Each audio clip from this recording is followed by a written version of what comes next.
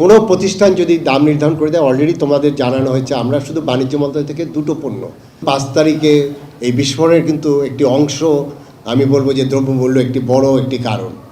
এখন বন্যা হচ্ছে, ঢাকায় ডিমের দাম বেড়ে যাচ্ছে, অদ্ভুত আচরণ। দ্রব্যমূল্য নিয়ে আমাদের যে এত কিছু অবস্থা যাচ্ছে আমাদের কয়েক বছর ধরে, এবং দ্রব্যমূল্য কিন্তু এটির কারণে যে সাধারণ মানুষ তাদের মধ্যে যে ভিতরে যে তার ফিলিংসটা, সেটিরই কিন্তু বিস্ফোরণ।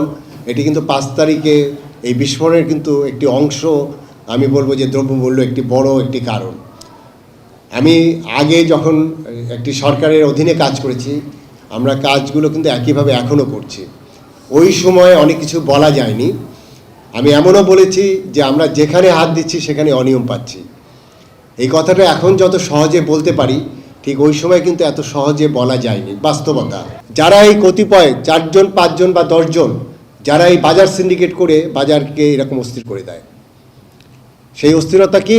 এখন বন্যা হচ্ছে, ঢাকায় ডিমের দাম বেড়ে যাচ্ছে, অদ্ভুত আচরণ।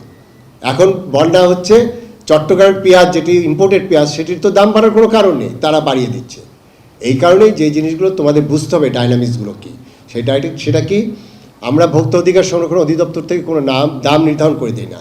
আমরা কি করি, যে কোনো প্রতিষ্ঠান যদি দাম নির্ধারণ করে দেয়, অলরেডি তোমাদের জানানো হয়েছে, আমরা শুধু বাণিজ্য মন্ত্রণালয় থেকে দুটো পণ্য, তেল এবং চিনির পিরিয়ডিক্যালি দাম নির্ধারণ করা হয়। এর বাইরে যেগুলো আছে সেটা অনেকটাই উন্মুক্ত। এর মধ্যে যেগুলো প্যাকেটজাত পণ্য আছে, সেগুলো তো যারা রিফাইন করে, যারা এটা উৎপাদন করে, তারা একটা এমআরপি দেয়। বিদেশের থেকে ইম্পোর্ট যেটা আসে, তারা ইম্পোর্টারেরই দাম নির্ধারণ করে। কিন্তু কথাটা হলো যে কোনো একটা অজুহাত দেখিয়ে যখন এই দামগুলো বেড়ে যায়, সেই জায়গাগুলোকে আমাদের ভেঙে দিতে হবে।